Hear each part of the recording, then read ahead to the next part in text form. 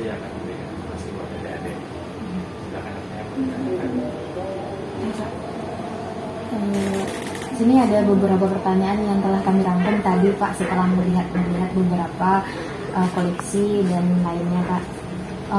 Pertanyaan pertama ini Pak, bagaimana cara mentransfer pengetahuan dari satu orang ke orang yang lain?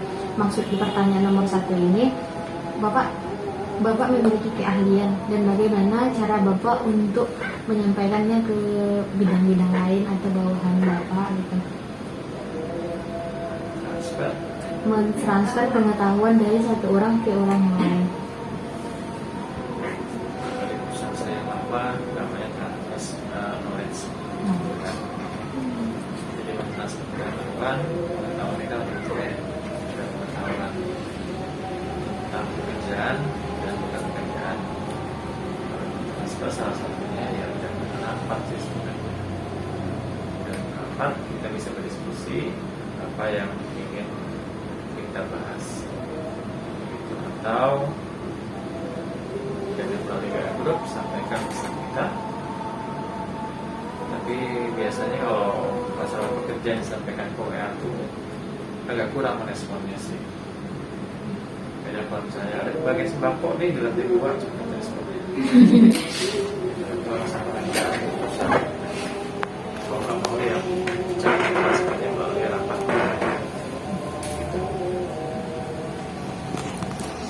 Sesuai dengan harapannya seperti apa? Maksudnya? Oh, Jawabannya bisa Pak. sesuai dengan Sesuai harapan. dengan harapan. Pertanyaan nomor 2, belajar Bapak keahlian ini didapat dari mana? Maksudnya itu apa namanya? Bentar. Aku nanya dulu. Ini pertanyaannya rasanya langsung ke Z deh. ABC-nya belum gitu. Sebenarnya ini pertanyaannya mengenai apa? Bapak di bidang apa keahliannya? Oh, saya seorang antropolog. Antropolog. Iya, dan di museum sebagai kurator museum. Itu saya lulusan dari Pajajaran di Bandung dan sudah 11 tahun. Sebagai seorang antropolog tentu banyak pengetahuan suku bangsa atau etnis. Salah satu keahlian seorang antropolog itu adalah menggambarkan suku bangsa. Berbeda dengan sejarah. Sejarah dia menceritakan dan menggambarkan perbedaan. Kalau sejarah dia menceritakan dari A sampai Z. Kalau seorang etnograf dia menggambarkan apa yang mau di-capture-nya, apa yang ingin dibingkai dari framingnya. Jadi tidak seluruh sejarah disampaikan oleh seorang antropolog atau etnograf. Dari situ, kemudian apa yang mau dipertanyakan? Memang udah kami lihat, tapi kami ingin tahu dari Bapak apa aja yang koleksi di sini. Oke, jadi pertanyaannya apa koleksi yang ada Koleksi di yang Museum ada di Aditya sini apa Warman? aja? Iya. Kayak masih udah filsafat ya. Iya Pak. Soalnya langsung tadi belum dari mempersiapkannya belum tadi Pak. Jadi langsung apa yang mau ditanya langsung apa tanya. Sering baca buku kali ini benar nggak? Benar juga. Palingan baca tentang perpustakaan Pak, itu pun masih dikit. Oke, Museum Aditya Warman didirikan pada tanggal 16 Maret 1977. Ide didirikan Museum Aditya Warman ini adalah Gubernur saat itu Harjen tahun 1973 punya ide ingin mendirikan Balai Kebudayaan Minangkabau. Ide ini disampaikan ke Kanwil Pendidikan dan Kebudayaan, Kanwil sekarang sudah dinas, dan diteruskan ke Jakarta di bawah Dijen Kebudayaan, dalam hal ini Direktorat Museum. Gaya sambut kebetulan lagi ada program pembangunan museum di Indonesia di 27 provinsi waktu itu. Karena museum ke provinsi di Indonesia itu 27. Di pelita kedua, Museum Aditya Warman mulai dilakukan pembangunan. Lokasinya di Taman Melati atau Lapangan Ipo. Ini milik Kota Padang karena Kota Padang mengusulkan kenapa nggak didirikan di sini. Kemudian diresmikan tanggal 17 Maret 1977. Saat itu koleksi belum ada. Dikumpulkanlah oleh Kamil kurang lebih 3.000 koleksi dapat dari masyarakat. Sebagian besar koleksi sampai saat ini adalah etnografi. Etnografika beda. Etnografi dan etnografika berbeda. Etnografika lebih dari 70% koleksi Museum Aditya Warman adalah koleksi etnografika. Saat ini totalnya 6.242 koleksi atau bahkan lebih mungkin karena di penambahan di tahun 2021. Oke, dari koleksi-koleksi tersebut dibagi 10 jenis: etnografika, arkeologika, kemudian ada biologika, ada numismatika, semuanya sampai dengan kesenian. Nanti dia pada di www.museumadityawarman.id. Jadi itu koleksi-koleksi yang ada di Museum Aditya Warman, walaupun sering salah kaprah Museum Aditya Warman itu adalah museumnya si Aditya Warman. Berbeda.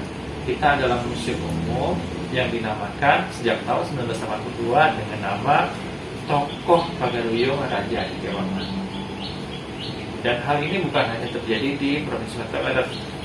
Museum-museum lain di provinsi lain itu sama seperti itu. Contoh, Museum Provinsi Jawa Timur namanya Museum Empu Tanturan. Di Kalimantan Timur Museum Mula Warman. Kemudian di Bandung Museum Sri Baduga. Provinsi Riau Museum Sanggala Utama. Next. Ya, Pak. Question? Bagaimana cara memelihara koleksi agar tetap terjaga? Okay. Atau perawatannya gimana? Museum Aditya Warman memang mempunyai tugas menjaga barang-barang peninggalan ini supaya tetap terus lestari. Jadi koleksi ini bukan kita simpan untuk 5 atau 10 tahun ke depan, bukan. Sampai 100 hingga 1000 tahun ke depan. Itu kita jaga supaya tidak mengalami degradasi kualitas barang maupun melakukan kerusakan segala macamnya. Ada beberapa cara memeliharaannya. Yang pertama adalah dengan melakukan konservasi. Konservasi itu ada 3 macam. Konservasi awal itu biasanya orang pamer, apa istilahnya, melihat kondisi lingkungannya dulu. Lingkungannya gimana supaya tidak terjadi kerusakan. Kemudian sampai masuk di preparasi, memperbaiki. Jadi kita banyak tahapan-tahapannya. Makanya Museum Aditya Warman itu tidak membutuhkan seorang antropolog saja, sejarawan saja, atau bahkan ahli perpustakaan ya, bukan apa namanya arsiparis.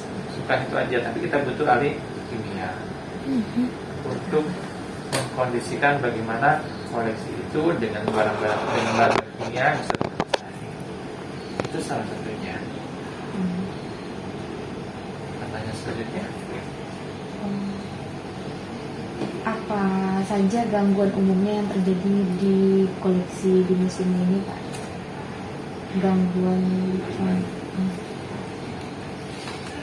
Gangguan banyak gangguannya sih.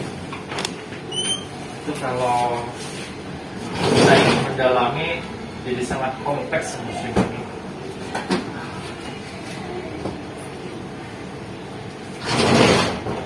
Berapa lama waktunya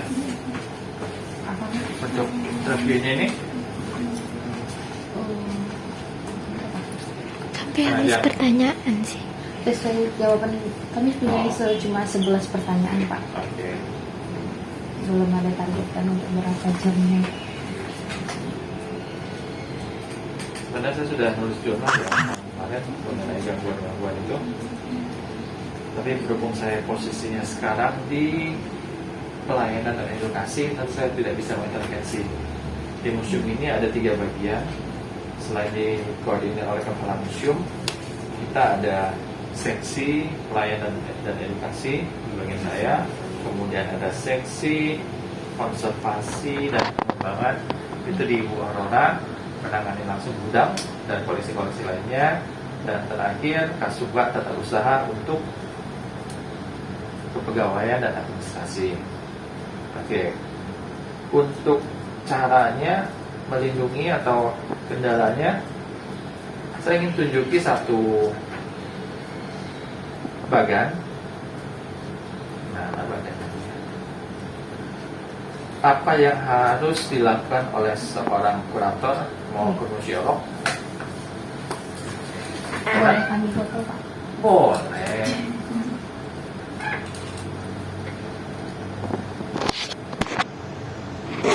Karena bagan ini seperti bola dunia ya, intinya dunia. Yang pertama, bisa nggak jauh beda sih dengan arsiparis, bagaimana dia menjaga sebuah buku Iya ya. supaya tetap lestari. Oke. Yang jelas pertama wilayahnya, ya kan?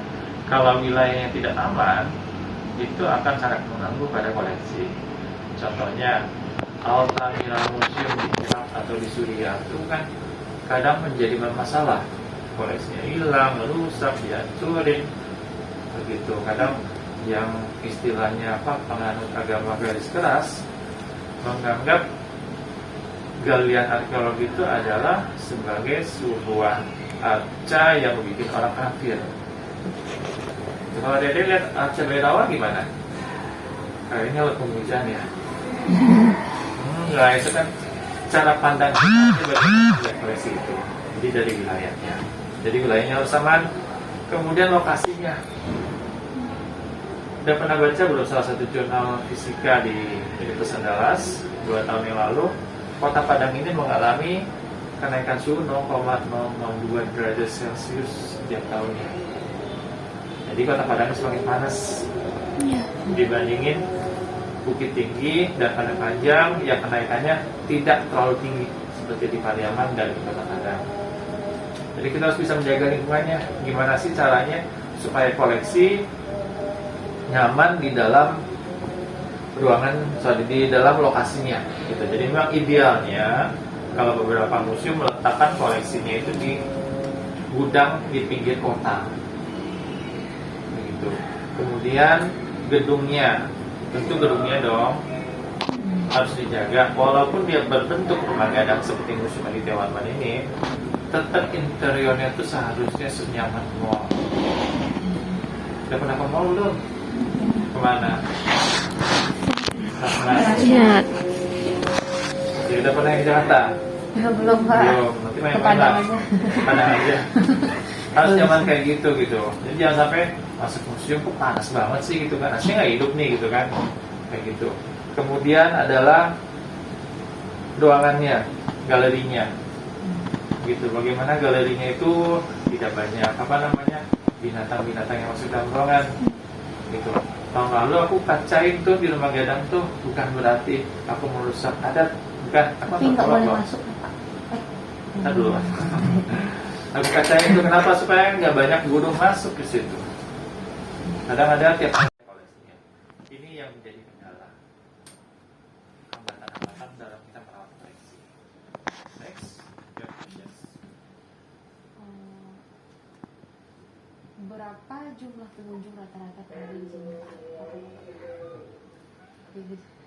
Kalau aku bilang per hari, aku bikinnya secara kolektif ya per tahun. Per tahun. Iya, karena di Museum Aditya Warman ini kan ada waktunya sepi, ada waktunya ramai. Oke, sama seperti di mall. Mall tuh ramainya apa? Kapan? Mau lebaran. Hari-hari libur. Libur, satunya hari Minggu, hari Sabtu. Oke, sama seperti museum begitu.